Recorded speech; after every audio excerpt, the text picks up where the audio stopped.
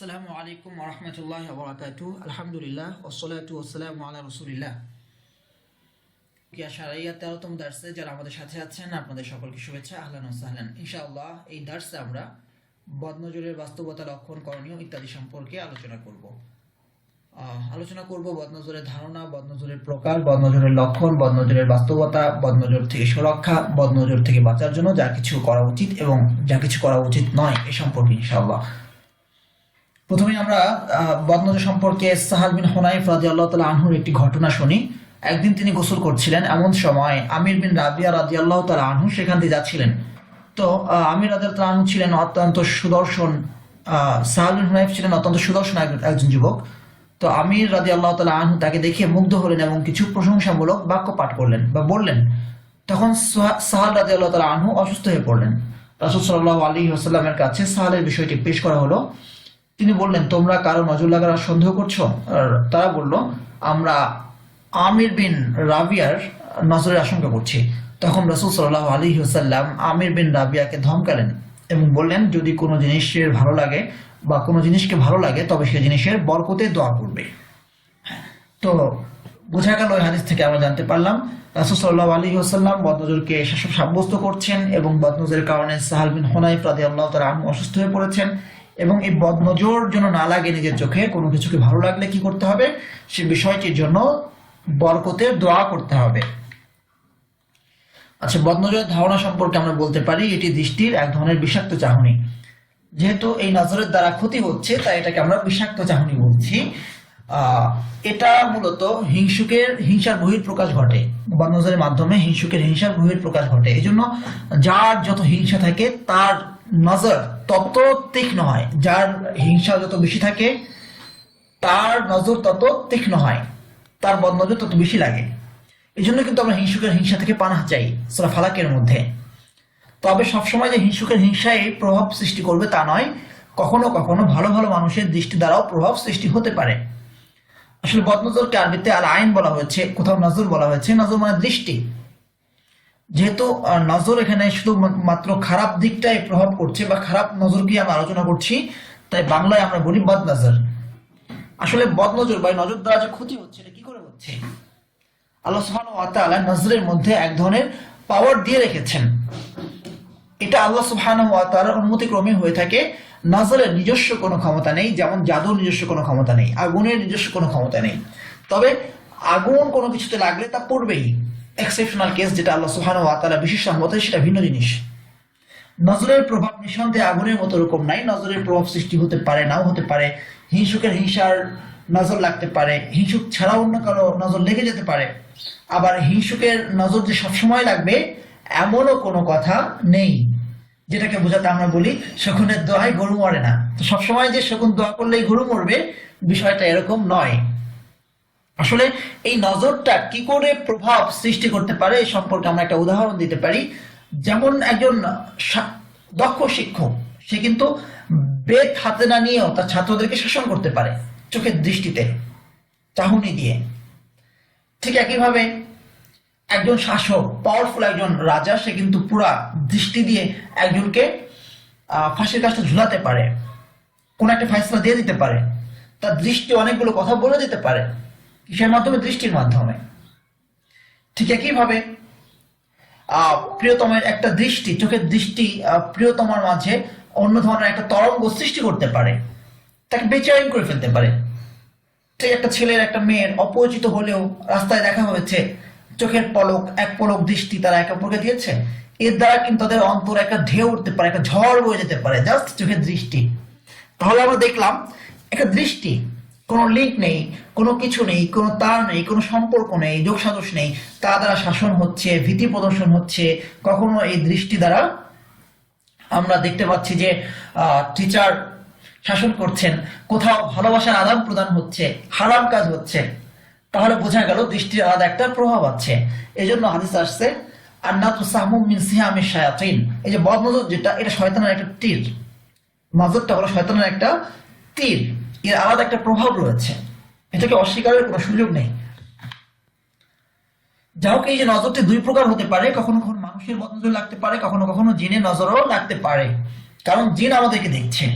এজন্য আমরা সূরা ফালাকে প্রার্থনা করি, আর যেটা আল্লাহ সুবহানাহু ওয়া তাআলা শিখিয়েছেন, কুল আউযু বিরাব্বিল ফালাক মিন শাররি মা খালাক ওয়া মিন শাররি গাসিকিন ইযা ওয়াকাব ওয়া মিন শাররি নাফাসাতি ফিল উকাদ ওয়া মিন শাররি হাসিদিন ইযা হাসাদ।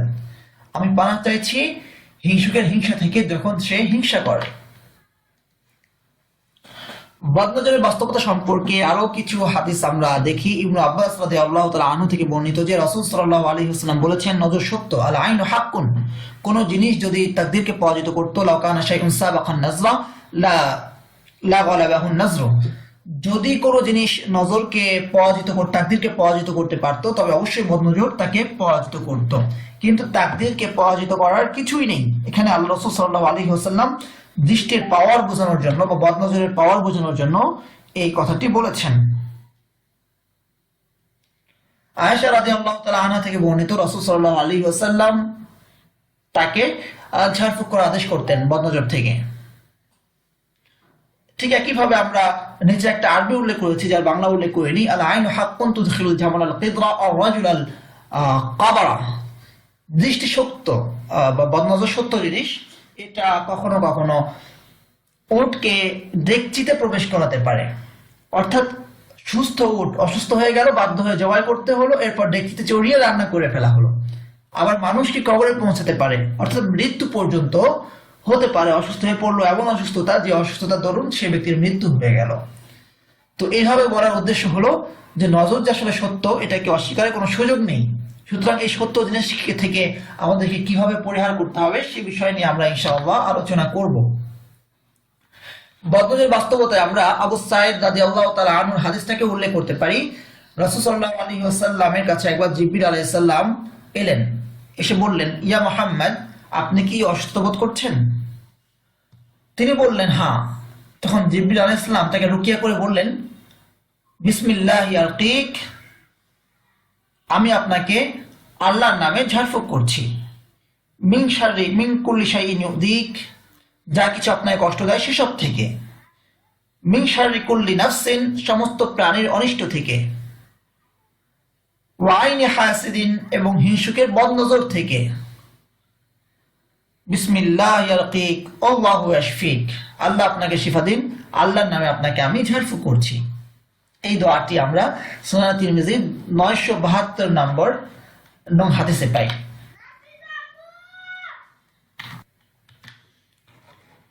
বদনজরের লক্ষণ আমরা হাদিস থেকে জানতে পারি। উম্মু সালমা রাদিয়াল্লাহু তাআলা আনহা বর্ণনা করেন, একবার রাসূল সাল্লাল্লাহু আলাইহি ওয়াসাল্লাম তার ঘরে একটা মেয়েকে দেখলেন, রাআ জারিয়াতান ফি বাইতিহি, তার চেহারায় নজরের লক্ষণ ছিল। তখন রাসূল সাল্লাল্লাহু আলাইহি ওয়াসাল্লাম বললেন, ওকে তোমরা ঝেড়ে দাও, ওর নজর লেগেছে। তো এখান থেকে জানতে পারলাম যে নজরের কিছু লক্ষণ আছে। সাধারণত আমরা যে লক্ষণগুলো পরিলক্ষিত হয় আমরা দেখতে পারি, সবকিছু কেমন অবনতির দিকে যাওয়া, ব্যক্তির সমস্ত কিছুর অবনতি হতে থাকা, তারপরে ব্রণ, চর্মরোগ ইত্যাদির প্রকোপ বেড়ে যাওয়া, হঠাৎ স্বাস্থ্য ভেঙে পড়া অথবা দিন দিন রোগাটে হতে থাকা। কোনো রোগ ধরা পড়ছে না কিন্তু স্বাস্থ্য ভেঙে যাচ্ছে, কেন হচ্ছে ধরা পড়ছে না। কাঁধে উপরে বা মাথার পিছন সাইডে বা ভার হয়ে থাকা, কাজকর্মে মনোযোগ না বসা, সবসময় কেমন ছাড়া ছাড়া ভাব কাজ করা,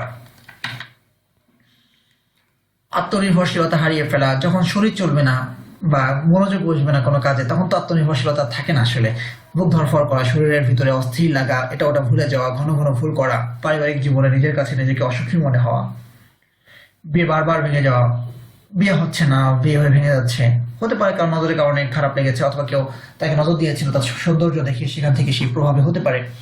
শিশুর একটুতে একটু চমকে ওঠা এবং খাবার খেতে না চাওয়া, জ্বর জ্বর ভাব থাকা, কিন্তু দেখা যায় জ্বর আসলে নাই, জ্বর জ্বর ভাব আছে, ভিতরে ভিতরে জ্বর মনে হচ্ছে কিন্তু আসলে জ্বর নাই।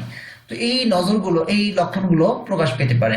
আরো তো এরকম আরো বিভিন্ন লক্ষণ হতে পারে। বদনজরের যেমন নির্দিষ্ট কোনো কুল কিনারা নাই, সেম একইভাবে তার লক্ষণও কোনো কুল কিনারা নাই। তো সুরক্ষার জন্য আমরা কি করতে পারি? অধিক পরিমাণে জিকিরের মাধ্যমে ঈমান ও তাওয়াক্কুল সুদৃঢ় করতে হবে, যে আসলে নজরের নিজস্ব কোনো পাওয়ার নাই। তো এই জন্য আমাদেরকে জিকির আজকার বেশি করতে হবে, আল্লাহ সুবহানাহু ওয়া তাআলার উপর যে ভরসা আছে এগুলো বাড়াতে হবে। এক কথায় আল্লাহ ভরসার কোনো বিকল্প নেই। কোনো নিয়ামত দেখলে বা কারো ভালো কিছু দেখলে বা শুনলে বলুন মাশাআল্লাহ, লা কুওয়াতা ইল্লা বিল্লাহ। এটা আমরা সূরা কাহফ থেকে জানতে পারি, ওয়ালা দাখালতা জান্নাতাকা কুলতা মাশাআল্লাহ লা কুওয়াতা ইল্লা বিল্লাহ। যে আল্লাহ যা চেয়েছেন সেটা তো আল্লাহর দান, লা কুওয়াতা ইল্লা বিল্লাহ, আল্লাহ ছাড়া অন্য কারো কোনো ক্ষমতা নাই। উত্তম কিছু দেখলে বারাকাত দোয়া করুন, শুধু এতটুকু বললেও হবে বারাকাল্লাহ, মাশাআল্লাহ, বারাকাল্লাহ। এখান থেকে মাশাআল্লাহ বলবো, লা কুওয়াতা ইল্লা বিল্লাহ বলবো, অথবা না বলি, সাথে বারাকাল্লাহকে আমরা যুক্ত করতে পারি। বড়ত্ব প্রদর্শনের জন্য কিছু প্রচার করে বেড়াবেন না। তো নজর তো লাগে কেন? কোনো কিছু ভালো দেখলে। তো আপনার ভালো কিছু, আমাদের এমন একটা অবস্থা দাঁড়িয়েছে, এখন আমরা দাওয়াত যে দিচ্ছি, দাওয়াত তো শ্রেষ্ঠ একটা আমলের অন্যতম। সেই দাওয়াতটাও আজকে আমরা দাওয়াত দিয়ে আমরা এটা ফেসবুকে দিয়ে দিচ্ছি, ইউটিউবে দিয়ে দিচ্ছি। গোটা বিশ্বে তাবলিগ জামাতের যত দাওয়াত তারা দিচ্ছে, ঘরে ঘরে গিয়ে দাওয়াত দেয়, তারা অফিসে অফিসে গিয়ে দাওয়াত দিচ্ছে, দোকানে দোকানে গিয়ে দাওয়াত দিচ্ছে। হ্যাঁ, তাবলিগের সাথে যাদের এলেমের কমতি আছে, বিভিন্ন বিষয় ঘাটতি থাকতে পারে, সেটা ঠিক আছে, কিন্তু তারা যেভাবে স্ট্রিট দাওয়াতের কাজ করছে, এই কাজ কতজন করে? কিন্তু আজকে আমরা দুজনকে দাওয়াত দিয়ে, তিনজনকে দাওয়াত দিয়ে সেটাকে ভিডিও করছি, ফোকাস করছি। তো যখন আমি ক্যামেরার সামনে দাওয়াত দিব, তখন আমার মনোযোগ সেই ব্যক্তির দিকে না গিয়ে ক্যামেরার দিকে চলে যায়। তো এই যে ভালো ভালো কাজগুলো আমরা প্রচার করছি, প্রকাশ করছি, এটা আসলে উচিত না। তারপরে সেজেগুজে ছবি আপলোড করা, অনেক বোনেরা ছবি দিচ্ছেন ফেসবুকে, বাচ্চাদের ছবি দিচ্ছেন, এগুলো উচিত না। আসলে কার নজর কিভাবে লেগে যাবে কেউ বলতে পারে। দয়া করে ফেসবুকে ছবি আপলোড দেওয়া থেকে বিরত থাকুন, মাসনুন আমল সমূহের প্রতি যত্নবান হন। এবার আমরা কিছু আলোচনা করব যে বদনজর যদি মারাত্মক পর্যায়ে পৌঁছে যায়, এটা হলো বাঁচার জন্য কিছু সুরক্ষা। কিন্তু যদি কারো বদনজর দ্বারা কেউ আক্রান্ত হয়ে যায়, তখন সে কি করবে? তখন সে রুকিয়ার আশ্রয় নেবে, রুকিয়া করবে। যদি নির্দিষ্ট আকারে বোঝা যায় যে কার নজর লেগেছে, সেক্ষেত্রে যার নজর লাগার আমরা আশঙ্কা করব, তার গোসলের পানি, হাদিস দ্বারা সাব্যস্ত, তার গোসলের পানি থেকে ধুইয়ে দিব। আর তা না হলে রুকিয়ার আমল করতে হবে, রুকিয়ার মাধ্যমে আল্লাহ সুবহানাহু ওয়া তাআলার কাছে দোয়া করে নজর থেকে পানাহ চাইতে হবে। এভাবে ইনশাআল্লাহ আল্লাহ সুবহানাহু ওয়া তাআলা পানাহ দিবেন। বিশেষ করে সূরা ফালাক, সূরা নাস পড়ার আমলটা জারি রাখতে হবে। তো বদনজর থেকে বাঁচার জন্য যা কিছু করা যাবে না, কি করা যাবে না? তাবিজ ঝুলানো যাবে না। তাবিজ ঝুলাই, বাচ্চার কপালে টিপ দিবেন না, পৈতা বা তাগা লাগাবেন না, লটকাবেন না। তাগা লাগায়, পৈতা লাগায়, কপালে টিপ দেয় কেন? বদনজর না লাগার জন্য। তো বদনজরের প্রভাব সৃষ্টি করেছেন আল্লাহ, কিন্তু বদনজর থেকে বাঁচার কোন ক্ষমতা আল্লাহ সুবহানাহু ওয়া তাআলা এই টিপের মধ্যে, এই পৈতার মধ্যে, তাগার মধ্যে দেননি। কোনো পাথর, কালি বা এই জাতীয় বস্তু রাখবেন না বা লটকাবেন না। কোরআনের আয়াত বা কোনো দোয়া দ্রুত ঘরে টানাবেন না। কোরআনের আয়াত পড়ার জন্য, ঝুলানোর জন্য নয়। বারবারই বলা হচ্ছে একই কথা, আমরা বিষয়টা মাথায় রাখবো এবং এই দাওয়াতটাই আমরা সবার কাছে পৌঁছে দেবো। আল্লাহ বলেছেন কুল, বলো। আল্লাহ বলেননি যে আল্লিক, ঝুলাও। আল্লাহ ঝুলাইতে বলেননি, আল্লিক বলেননি। আল্লাহ বলেছেন কুল, পড়ো। কোনো আংটি বা ব্রেসলেট জাতীয় কোনো কিছু পড়বেন না। তো তাহলে আমরা বদনজর থেকে বাঁচার সুরক্ষার কিছু আমল বললাম। আর বাঁচার জন্য, আর যদি নজরে আক্রান্ত হয়ে যায় তাহলে কি বললাম? যদি নির্দিষ্ট আকারে নির্ধারিত করা যায় কার নজর লেগেছে, তার গোসলের পানি। এছাড়া আল্লাহ সুবহানাহু ওয়া তাআলার কাছে অধিক পরিমাণে সূরা ফালাক, সূরা নাস পড়া, যেখানে বদনজর বা হিংসুকের হিংসা থেকে পানাহ চাওয়া হয়েছে। তারপর সালাতুল হাজত পড়ে দোয়া করা এবং নিয়মিত রুকিয়া করা, রুকিয়ার আমলটা জারি রাখা। ইনশাআল্লাহ আল্লাহ সুবহানাহু ওয়া তাআলা এই আমলগুলোর মাধ্যমে আমাদেরকে বদনজর থেকে বাঁচাবেন। তো রুকিয়া কি করে করবো সে সম্পর্কে তো ইনশাআল্লাহ আমরা সামনে আলোচনা করবোই ইনশাআল্লাহ। জাযাকুমুল্লাহু খায়রান, আহসানাল জাযা। আসসালামু আলাইকুম ওয়া রাহমাতুল্লাহি ওয়া বারাকাতুহু।